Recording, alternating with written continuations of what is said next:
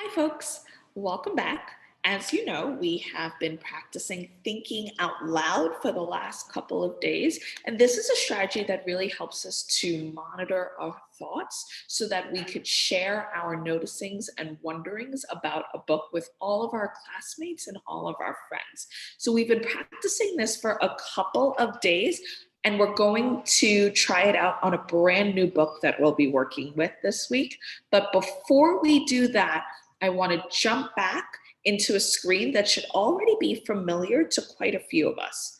I'm going to turn on our live transcript and remember that this is a tool that hopefully might help some of us follow along even a little bit more.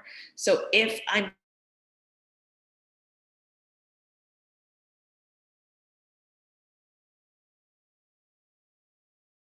screen, and hopefully that helps us just a little bit more to understand what's going on in class today. Okay, so with that, I'm going to go ahead and share my screen. And really quickly, let's start by looking at this, which we've already done for a couple of days. When you're reading out loud, we're going to stop from time to follow our thoughts. And we've gone over quite a few of these sentence starters, so we're not going to go into that entirely. However, before I jump into our new book, what I do want to do is maybe highlight a few to myself, because there are some sentence starters that I actually haven't had too much time to practice with, and I really want to push myself to be able to monitor my thoughts in lots of different ways. So one of the sentence starters that I haven't used very much is this one. That didn't make sense because this is a really helpful sentence starter because it's really important that we notice when we're confused. So I'm going to push myself to notice when I'm confused today and then try to use that one. The other sentence starter that I'm going to really go out of my way to practice using is this one down here. I need to figure out. Again, it's a sentence starter that helps us to notice when we're missing something big. Maybe we're even a little bit confused. That opportunity to stop and think about what we just heard or what we just read is a really, really important skill for us to master as we become independent readers. So I'm going to toggle back and forth between this page and the book that we're reading today, and I'm so excited to present this book to you. It's one of my favorites. The book we're going to be reading today is called My Hair is a Garden. And already, just by looking at the screen, at the picture on the screen, I have so many ideas about what this book might be about. I noticed that the girl's hair is really big and it's actually taking up most of the cover. I also noticed that she looks really happy or content. She's not upset. Maybe she even looks super confident. So before we jump into the book, remember one more time, the first thing we're going to do is notice what's on the page and talk about that for a little bit. And then we're going to choose one of the sentence starters to practice thinking out loud. Okay, let's jump into the book. I'm going to make it a touch bigger so that you can follow along with me. We're going to skip past the title page, though you're not supposed to. But I really want to jump into the book with you guys today. Okay. I used to run right into her house when I was a toddler. So when I was teased because of my hair, again, it was no surprise that I found myself running right to Miss Tilly's after school. So I notice over here that the girl, she looks a little young, maybe 2, 3, 4 years old, but here she's definitely a lot older, maybe at the end of elementary school or even early middle school. I also noticed that this person's house, I think her name is Miss Tilly, I noticed that her house looks really similar. So even though a lot of time has passed, Miss Tilly's house still seems to look pretty much the same, except that this tree is bigger and the grass is taller and there are more things that are blooming all over. In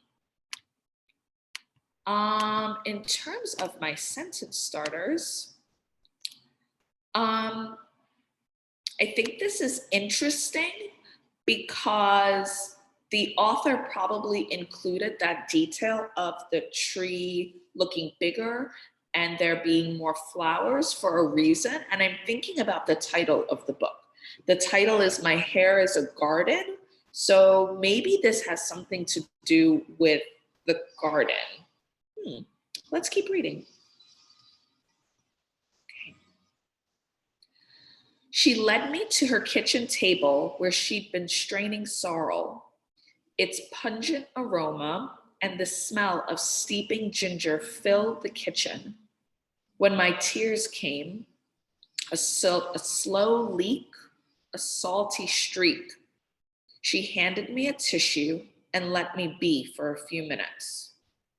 Miss Tilly knew if I was looking for comfort, I could go to Mama for that. She knew I was at her house for a reason. She set a cup of the sorrel in front of me, and I took a sip. It went down smooth and tangy and broke through the lump in my throat.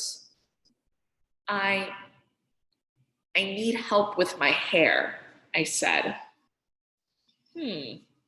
Let me pause. Well, the first thing I noticed this time is that there's a plant inside Miss Tilly's house, and there's even flowers all over her tablecloth. So maybe Miss Tilly really likes gardening or plants. I also noticed that the girl doesn't look happy here. She looks upset, really sad, and the words on the page help me to really understand that she's upset about something.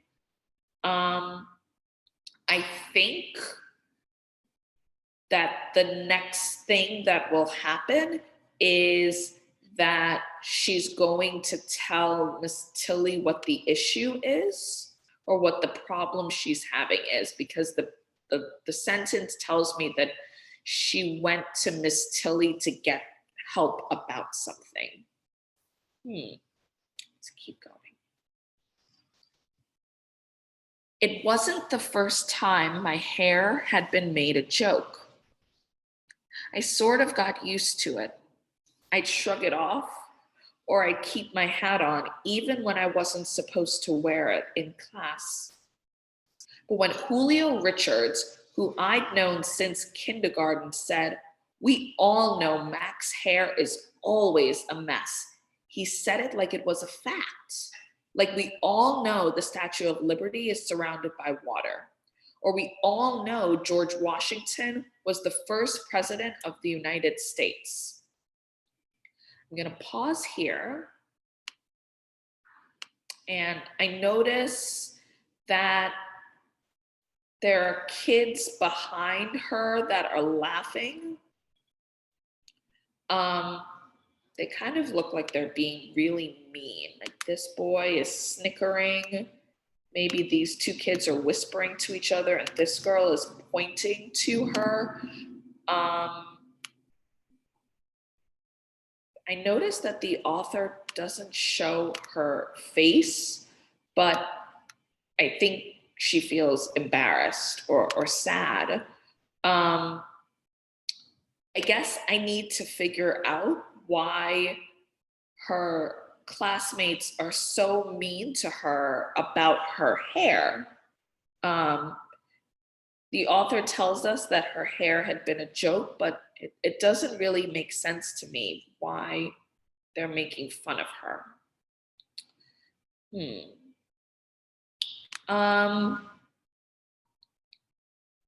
And that's really it.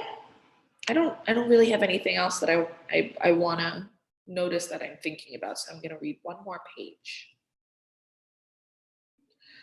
Folks have been poking fun of my hair since I was little, I told Miss Tilly. Mama's tried to fix it, but the truth is she doesn't know what to do with it.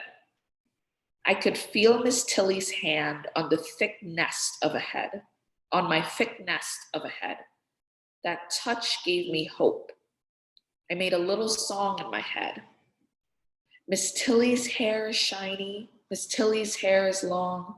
She wears it as a crown, like beauty wrapped in a song. You know, Miss Tilly's hair has a glory. Miss Tilly called my mama, who said I could stay there a while. I noticed from the words that the author wants us to know that the little girl feels really hopeful when she's with Miss Tilly, rather. And I notice that the author makes a point of really showing us Miss Tilly's hand on the girl's head. It looks like she's comforting her, almost like the way you would if somebody's upset.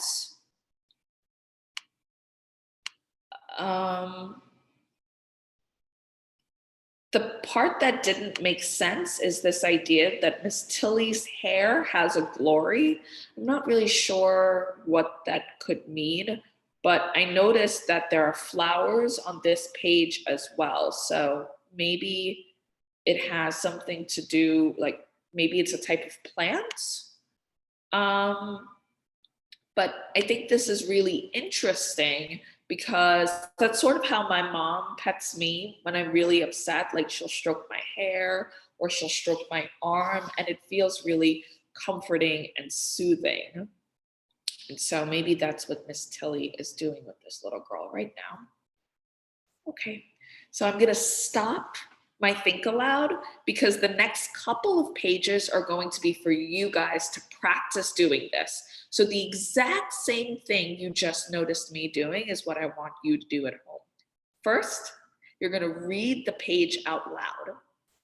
If you trip over a word, that's okay. Just go back and practice it again. Then I want you to tell me what you notice on the page. So be sure to use details from both the picture and the words to tell me what you notice. And when you're all done with that part, practice using one or two of the sentence starters to tell me what you're thinking about, what you're confused about, or what you would like to share with your classmates. Be sure to record all of this in Flipgrid so that way I can hear you reading out loud and I can also hear you thinking out loud. And I'm really excited for when we all come back together to hear what we're thinking about and what we think will happen next in the story. So that's all for now. Email if you have any questions or concerns, and I'll talk to you guys soon. Thanks, and have a great day.